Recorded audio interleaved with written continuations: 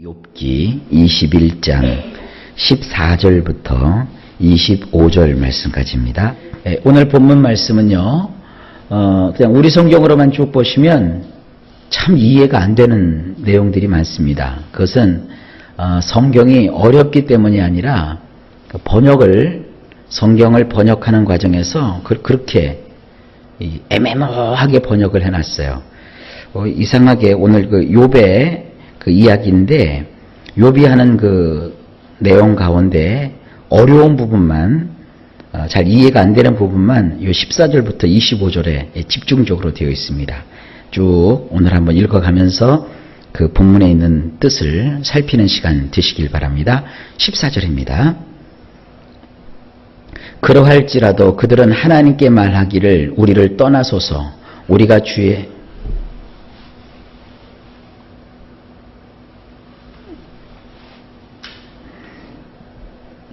자, 14절입니다. 그러할지라도 그들은 하나님께 말하기를 우리를 떠나소서, 우리가 주의 도리 알기를 바라지 아니하나이다. 지금 욥이 어떤 얘기를 하고 있는 겁니까? 그 앞부분 20장에 보면 소발이라는 사람이 아주 차마 입에 담을 수 없는 그런 저주와 악담을 욥에게 늘어놓습니다. 그럼에도 불구하고 욥은 굉장히 겸손하고 낮은 자세로 이야기를 합니다. 근데 욥이 오늘 하는 얘기가 뭡니까? 너는 자꾸 악한 사람이기 때문에 망하고, 악한 사람이기 때문에 잘못되고, 악한 사람이기 때문에 지상에서 사라져야 된다고 얘기를 하는구나. 하지만 악한 일을 하는 사람임에도 불구하고 이 땅에서는 잘 되더라. 나쁜 일을 하는데도 이 땅에서 잘 먹고 잘 살고 떵떵거리며 자기 자신뿐만 아니라 그 가문이나 자식들도 다 잘 되더라. 지금 이러면서 욥이 반론을 제기하는 거예요. 14절을 원문으로 보면 이렇습니다. 그들은 엘에게 말하기를 우리에게서 돌아가소서, 당신의 길들 아는 것을 우리는 기뻐하지 않나이다 라고 하도다. 잠깐만요.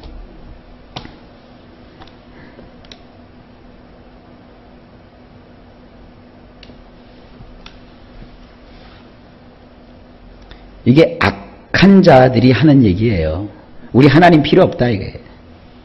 우리 하나님의 뜻 그런 거 중요하지 않다 이게. 무슨 하나님의 뜻은 우리는 그분의 뜻을 발견하고 그것을 아는 것을 기뻐하지 않는다. 이렇게 하나님께 대놓고 얘기한다는 거예요. 누가? 악한 사람들이. 자, 그러면 소발이나 다른 친구들의 논리에 따르면 이런 사람은 하나님께서 그냥 여지없이 치셔야 되잖아요. 근데 어떻느냐?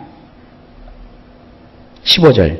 전능자가 누구이기에 우리가 섬기며 우리가 그에게 기도한들 무슨 소용이 있으랴 하는구나. 원문 이렇습니다. 뭐라? 전능자라고? 우리가 그를 위해 일해야 한다고? 우리에게 무슨 유익이 있느냐? 정녕 우리가 그를 만나야겠느냐? 악한 사람의 얘기예요. 요즘 말이죠. 현대인들도 이런 얘기 잘합니다. 전능하신 하나님? 우리가 그를 섬기고 그를 위해서 봉사하고 애쓴다고? 아이고, 그게 무슨 유익이 있는데? 정녕 우리가 그를 만나야만 되는 거야? 눈에 보이지도 않는 하나님을 만나려고 애쓰느니 차라리 눈에 보이는 사람한테 잘하고 눈에 보이는 일에 내가 힘쓸 거야. 이렇게 말하는 사람들이 많다고요. 그러면 성경의 논리에 따르면 악인이에요. 근데 그런 사람들 하나님이 막 치시고 그러나요? 더 쉽게 얘기할까요? 교회는 그냥 가물에 콩나듯이 나오고 주일날 그냥 여기 놀러 다니고 저기 놀러 다니고 이 일하고 저 일하고 하나님의 일보다는 세상 일에 주력하고 거기서 쾌락을 즐기고 그걸 기뻐할 때 하나님께서 그를 치실까요? 천만에 안 치신다 이거예요. 욥의 논리가 그거예요 지금. 그래도 잘만 살더라. 16절. 그러나 그들의 행복이 그들의 손안에 있지 아니하니 악인의 계획은 나에게서 멀구나. 원문 이렇습니다. 보라, 그들의 손 안에는 선한 것들이 있지 않느니라.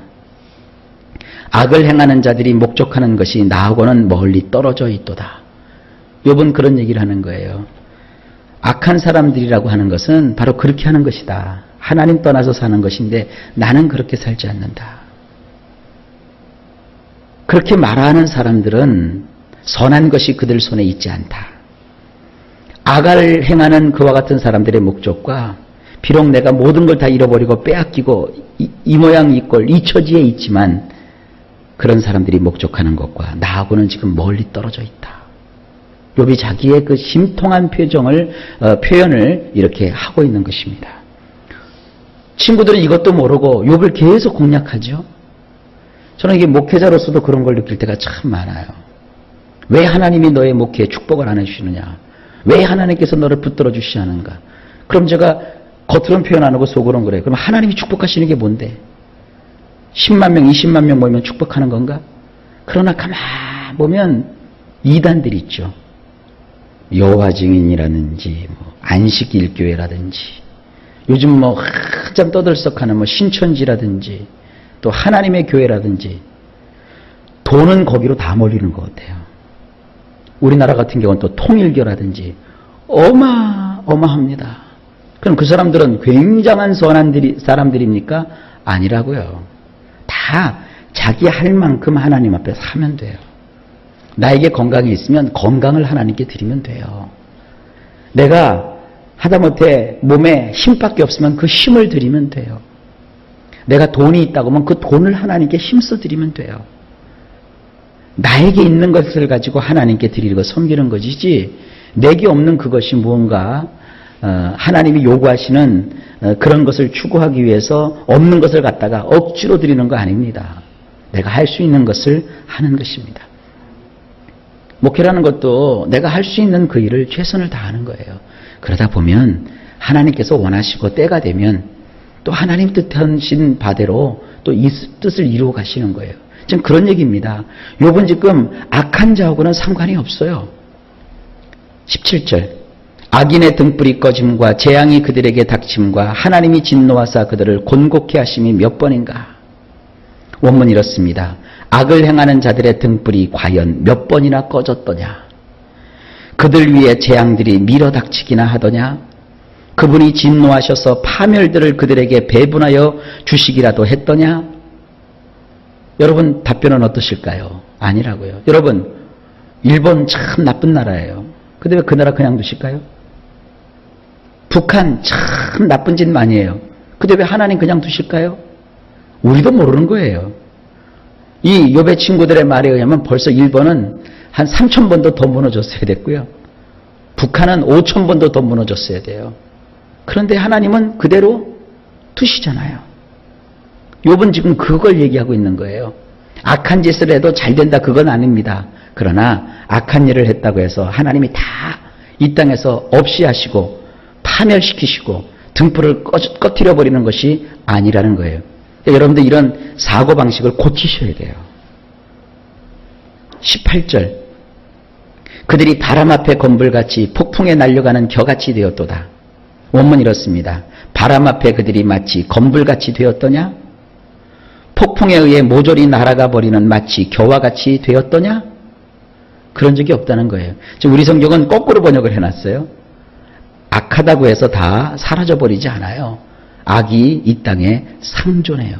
왜 그런 줄 아십니까? 성경 다른데 이사야나 예레미야와 견주어 보면 악한 사람으로 하여금 구원받지 못하도록 하나님이 그렇게 하신다는 거예요.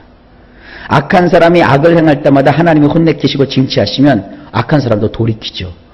근데 악을 행하는 자가 아무런 일도 일어나지 않으니까 처음에는 두려움으로 악을 행하다가 그 다음에는 담대해져서 악을 행한대요. 결국 그것으로 인해서 그가 무너지고 멸망하는 거예요.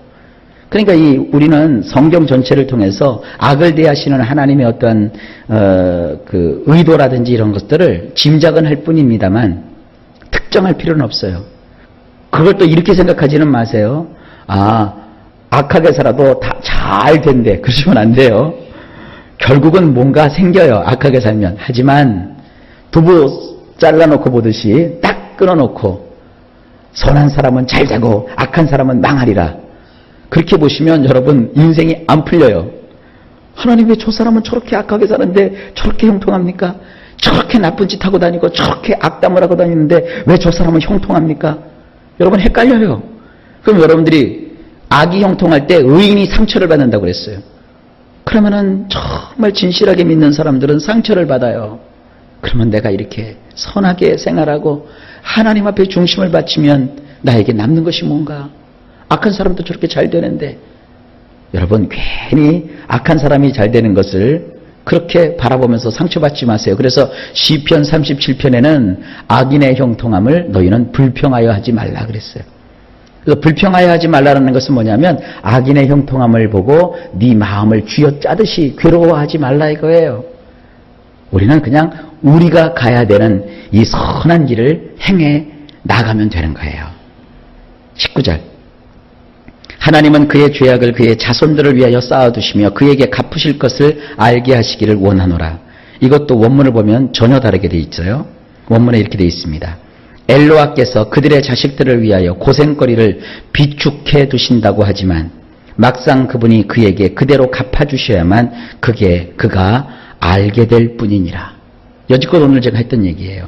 사람들은 그렇게 얘기하는 거예요. 하나님은 악한 사람들의 자식을 그냥 안 두시고 그 자식들을 위해서 고생거리를 비축해 준다고 사람들이 떠들어대지만 그것은 막상 당사자가 하나님께서 그에게 그런 일을 갚아주실 때에만 깨닫게 되는 거야. 그러니까 뭐예요? 현실에서는 악한 사람도 자식이 잘못된다, 또 자식이 화를 입는다, 그래서 내가 악을 금해야 되겠다, 이렇게 하지 않는다는 거예요. 막상 닥쳐봐야 내가 잘못해서 내 자식이 잘못됐구나 이렇게 느껴본다는 거죠. 꼭 사람들이 얘기하는 것처럼 너희들이 얘기하는 것처럼 악한 사람은 소발이 그랬잖아요. 악을 행하는 사람은 당사자는 망할 것이고 자식들은 다 거렁벙이가 비렁벙이가 될 것이고 본인도 결국은 희망을 갖지 못하고 다 죽으리라. 그것에 대한 반격이에요. 아니라 이거예요. 악한 사람은 정말 불행이 닥쳐야 그제 가서야 내가 악을 행했기 때문에 이렇구나 하고 그제 가서야 깨닫는다는 거예요. 20절 자기의 멸망을 자기의 눈으로 보게 하며 전능자의 진노를 마시게 할 것이니라. 이것도 원문이 이렇습니다. 그가 자기 눈으로 자기의 망하는 꼴을 봐야만 하며 전능자의 맹렬한 분노를 본인이 마셔야만 하느니라. 그러니까 악한 사람은 본인이 그런 어려움을 막상 겪어봐야 그제 가서야 내가 잘못했구나 이렇게 깨닫는 거지, 너희처럼 그저 악한 사람은 망한다? 이게 진리가 아니라는 얘기예요. 21절 그의 달수가 다하면 자기 집에 대하여 무슨 관계가 있느냐. 이 원문이 이렇습니다. 그에게 배분된 달수가 차서 그가 사라진 뒤에는 그의 집에 진정 무엇이 그의 즐거움이겠느냐. 이게 뭡니까? 악한 사람은 악을 행하다가 죽잖아요. 달수가 차면 죽잖아요. 사람이 때가 되면 죽는다고요. 그런데 그가 죽고서 사라진 뒤에 그가 있었던 그의 집에 진정 무엇이 그의 즐거움이겠느냐. 이게 무슨 뜻이냐면 악한 사람이 사는 날 동안에 잘 살았어요. 잘 살다가 그냥 죽었어요. 그러나 그 즐거움이 마냥 그 집에 그냥 남아있겠느냐. 그래서 악한 사람은 자기가 악을 행해서 그 악의 보응의 대가로 그 집이 다 무너지는 게 아니라 그냥 악한 사람은 자기 집에서 즐겁게 살다가 그냥 사라져 버렸어요. 그냥 즐겁게 지냈던 그 사람은 그냥 사라지고 마는 거예요. 그것이 그 가정에 무슨 재앙을 가져다 주고 재난을 가져다 주고 그런 것이 아니라는 거예요. 그냥 그 사람 살다가 그냥 죽고 말면 그냥 그만이라는 거예요. 세상을 보라 이거예요. 나라 팔아먹었던 사람도 그냥 살잖아요. 수많은 사람들을 죽였어 자기 주머니에 29만 원밖에 없는다 하는 사람도 지금 잘 살잖아요. 벼락이 떨어져서 없어지고 그러지 않잖아요. 핏값이 막 하늘에서 우르르 해갖고 다른 데는 그냥 비가 내려도 그 집은 핏비가 내리고 그러지 않잖아요. 이제 그 사람도 죽고 난다고요. 달수가 차면 그 사람도 죽어요. 그 악하게 행동한 사람도 죽어요. 그러나 여전히 그 집에 그냥 사람들이 살아요. 그런 뜻이에요. 22절. 그러나 하나님께서는 높은 자들을 심판하시나니 누가 능히 하나님께 지식을 가르치겠느냐. 원문 이렇습니다. 엘에게 지식을 가르칠 수 있겠느냐? 그분은 높은 자들을 판결하는 분이시니라.